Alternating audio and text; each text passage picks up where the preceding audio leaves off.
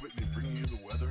And let me tell you, I'm happy to say there's nothing but blue skies coming your way.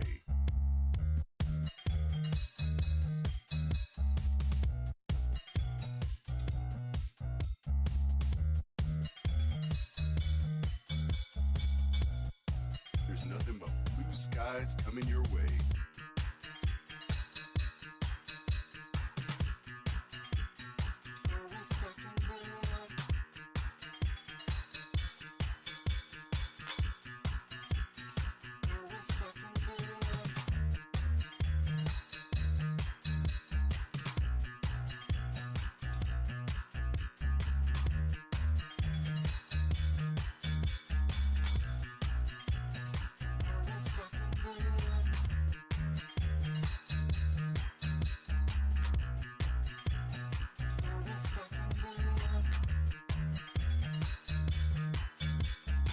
I'm happy to say there's nothing but blue skies coming your way.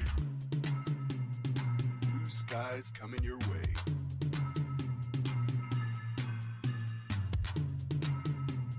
Blue skies coming your way. This is weather. Weather. This is weather. Weather. This is weather. Weather. This is weather. Weather. This is Dick Whitman bringing you the weather.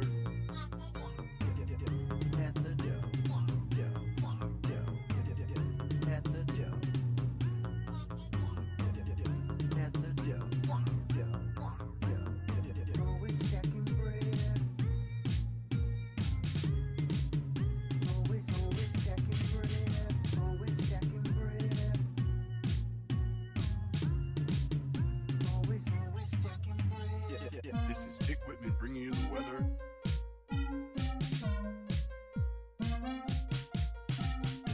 This is Dick Whitman bringing you the weather. And let me tell you, I'm happy to say there's nothing but blue skies coming your way. It is Saturday, May 31st, and you are watching You Don't Watch Sports right here on the Feo Grande YouTube network.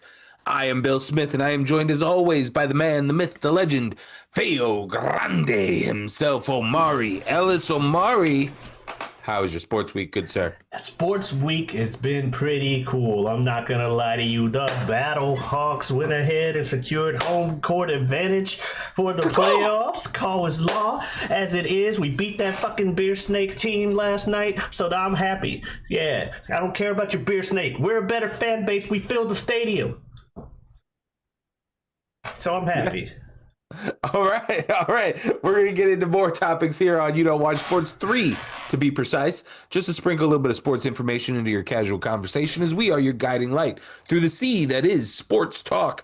Topic number 1, NHL playoffs are rounding down. We are in the Stanley Cup Finals, Omari. Oh, yes, we Since we last spoke, we had Florida finalizing their Eastern Conference Finals against the Carolina Hurricanes 4-1, as well as the Edmonton Oilers finishing off the Western Conference Finals against Dallas, also 4-1. So it looks like we'll have some well-rested teams coming into the Stanley Cup Finals. That'll be great. Best team wins. Florida versus Canada.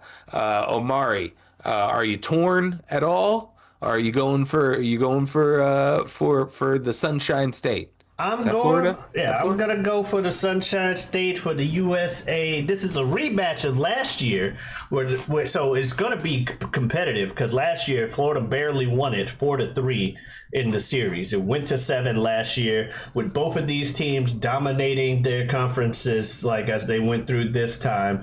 I'm gonna say it's gonna go right ahead and be another really close one. Back to back. I'm going to pull for the USA. I'm not going to be too upset if Canada finally wins this cup for, in the sport that they created, after, a long time. I don't know how long. I'm, casual sports fan here. But I can't be mad if they win because that's the underdog story. That said, I'm a root for the Sunshine State for the USA. I'm going to pull for Florida. I am going to go the opposite direction. There's a lot of reasons that you can hate Florida. There's a lot of them. It took a good friend of mine away from me. On top of just being, legendarily awful. Other than your theme parks. So let's say forget Florida. Let's say forget USA for this time. Honestly, patriotism's a little weird. It's a little weird. Who gives a fuck what country you're in? I'm going for Canada. Edmonton Oilers all the way, baby. Yeah, and there you have it. It has been 32 years since a Canadian team has won the Stanley Cup. 32 years. That was more recent than I thought. I'm glad I didn't say it out loud. I thought it was going to be more like Cubsian. Oh, I feel like, I was going small. I thought it was like 14 years, 15 years or something. Yeah, it's... let's move on to topic number 2, Omari. The NBA playoffs are also still going on. Take us through it. All right, NBA playoffs. The conference finals have almost wrapped up. We're not quite ready for the finals. They begin next Thursday, but we already have one team waiting. 4-1. They went ahead and got that victory. Ant-Man, they call him an Avenger. They call Anthony Edwards Ant-Man. Ant-Man's an Avenger, but like most people, he's not the first Avenger you think of. You know who you think of? The man who brings the thunder, and that's Thor. And in this case, that's SGA and the boys. The Oklahoma City Thunder won 4-1 against the Timberwolves. They're waiting on the other side. They've been in the finals their first time since 2011, where the baby MVP squad ran up against the big three. It is the little three versus the big three. Yeah, the little three versus the big three. And now we got SGA here ready to avenge what happened back then. On the other side, we thought we were going to see another 4-1, gentleman sweep. But that series is heating up. It's 3-2 right now. It's gotten spicy. It's gotten spicy. And between the play on the court, between the words out of Pat McAfee's mouth, things have gotten spicy. He wanted to send them home already had a with heated their rivalry. Ears ringing. People ignored the ears ringing part. He wanted the crowd to get loud. because he said SOBs. Apparently some people got personally offended. Yes, and even some Indianians were like, no, that didn't represent us very well. Oh my God. The world today. Hey, gentlemen sweep. Sports. Send them home with their ears ringing. It's gonna be loud in here. Listen to the whole thing. You omitted something. Well, send them sons of bitch. They're the enemy. It's sports.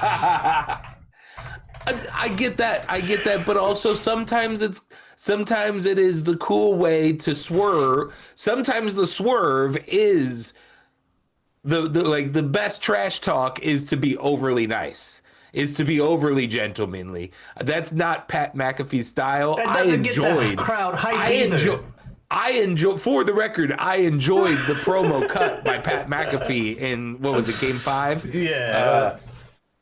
Whatever game they were in Indiana in last.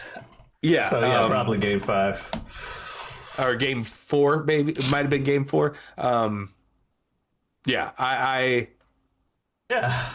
But, yeah, I could also... it's just... I could understand some... you got kids in the building, I guess, or whatever. I don't know. And... do you know how many... All right, say that to all the kids who were in Miami when they play the Jets, and you just hear F the Jets by the whole fucking crowd. That's a chant that they do regularly. And no one complains about the kids then. So I'm just saying, that's just sports. You have teams you don't like, and both of these teams are trying to keep each other from being in their first championship in 50 years. Neither of these teams has won one in a long ass time. And so, yeah, they don't like each other. They're rematching from last year, too. So there's hatred, and we need to bring hatred back to sports. All this buddy stuff. We talk about the old heads saying the new generation hugs each other too much, and then we gonna get mad at a fan trying to hype up the crowd. Get out of here. That said, we're in Indiana again tonight. Game 6. We've got the Pacers versus the Knicks. The Knicks, they've got a fan base that's been a bit. Their drought has been a bit longer than the Pacers. It's about 50 years or so. Do you think that they come back in this series and face the Thunder, or you think the Pacers send them home? So I think after last night's game,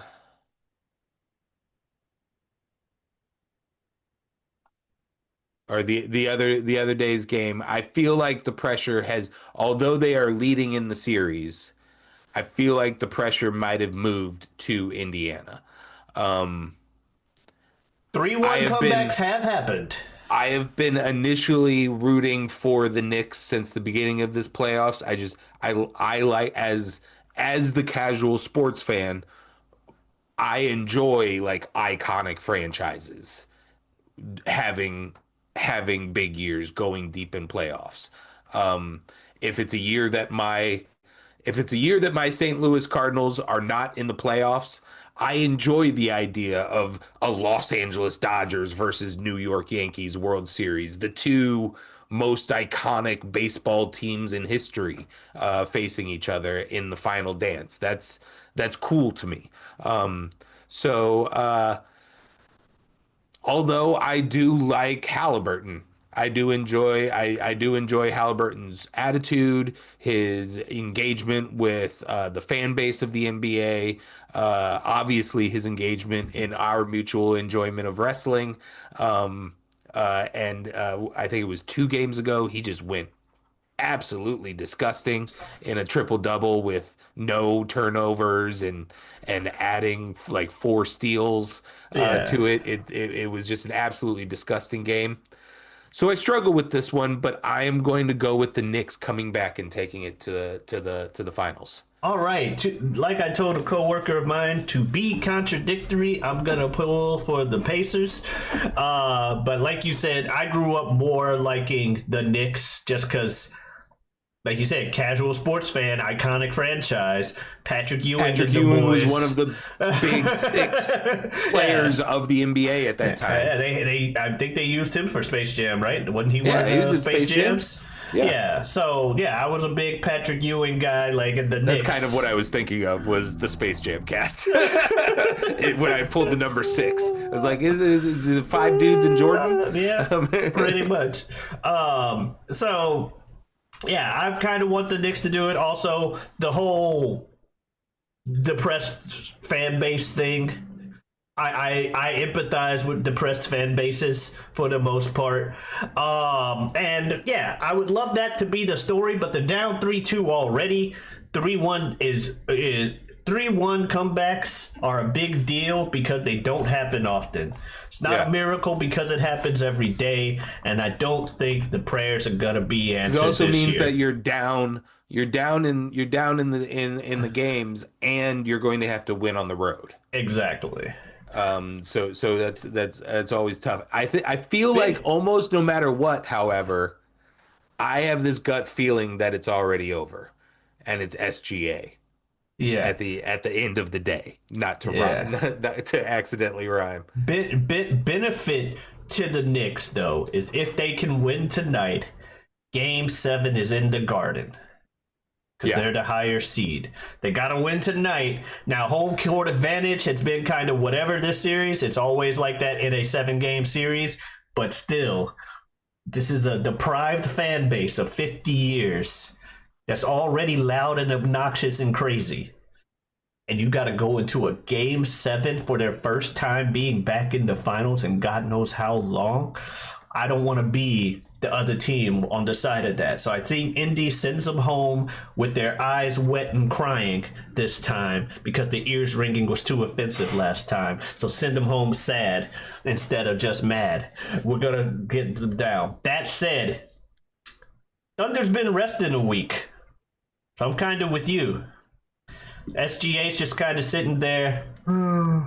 If it does go to 7 games, that means Monday would be Game 7 and Thursday is Game 1 of the finals. There's like hardly any rest. And after a competitive game 7 for your city's pride on the line, because who In knows such how a heated.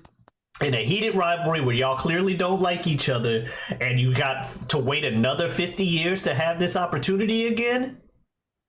So you know you're going to be playing hard? Nah, I think the rested Thunder, because rest matters a lot to them young teams. They don't need to be on no momentum. They can just get up and go. So, yeah, I think you're right about the Thunder taking the finals. And we got a new big name on the scene in SGA. But who knows? I'm going to say Pacers win this one, though, and end it at home. All right. All right.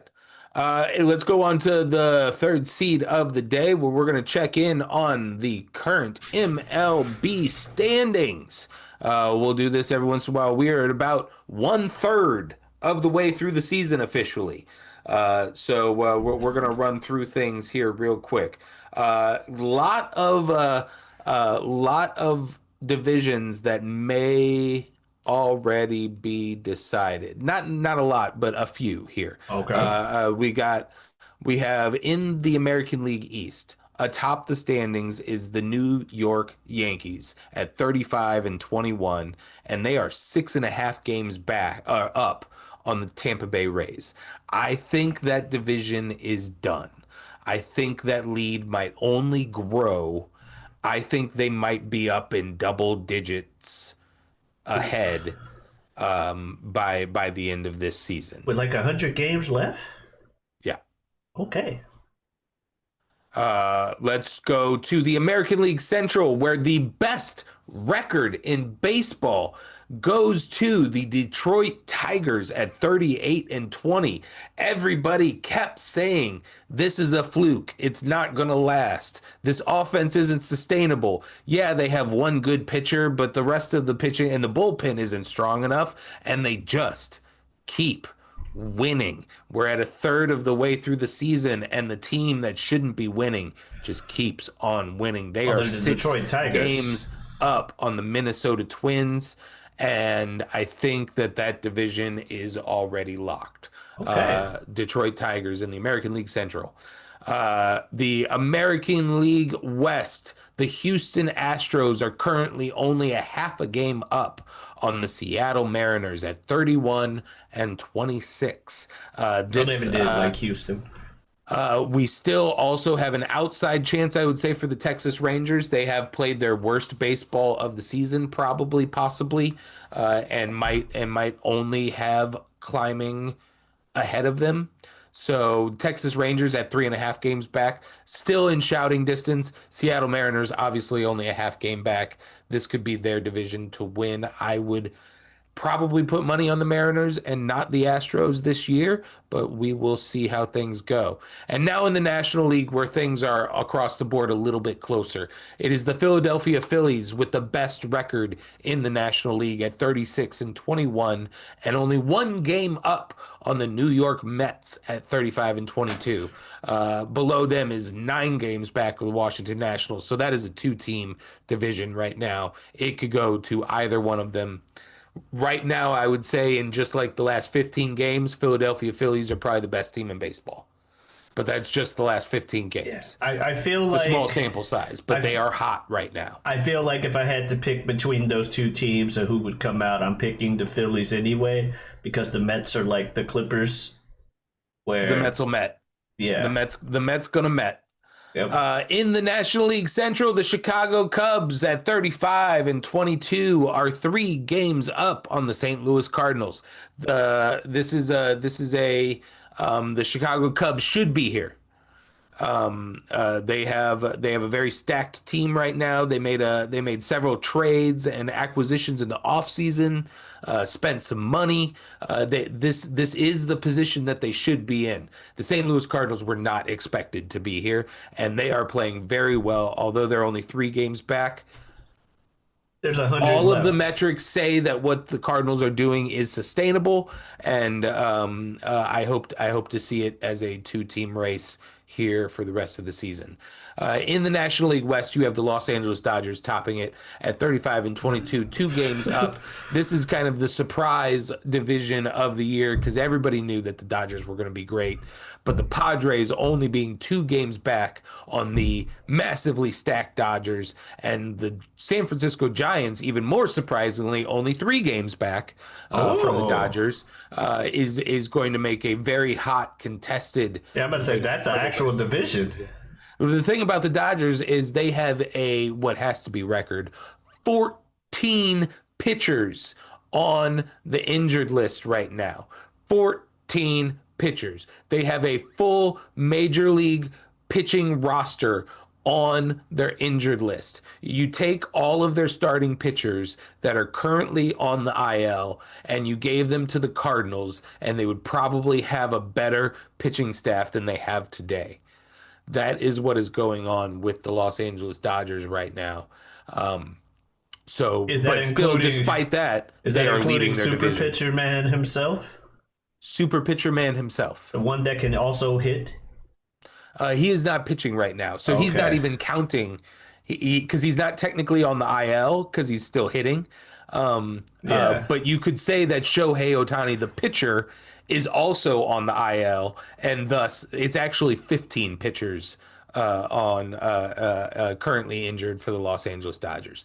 Let's do some individual achievements here. I want to highlight hitting, and really, Omari, there's only one person to highlight, and that is the New York Yankees right fielder Aaron Judge, who currently has 4.3 WAR accumulated in the 2025 season. That is 1 full point higher than anybody else in the league, and that is because he is also leading in batting average, currently batting .392 in this short 1/3 season. He is leading the league in on-base percentage at .486. That means almost 50% of the time that he comes up to bat, he's making it to first base.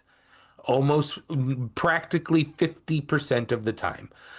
He is slugging .750, and he also leads the league in hits, 83, and he is only in 3rd place in home runs at 19, below Cal Raleigh and Shohei Ohtani, who's currently leading the league in home runs at 22.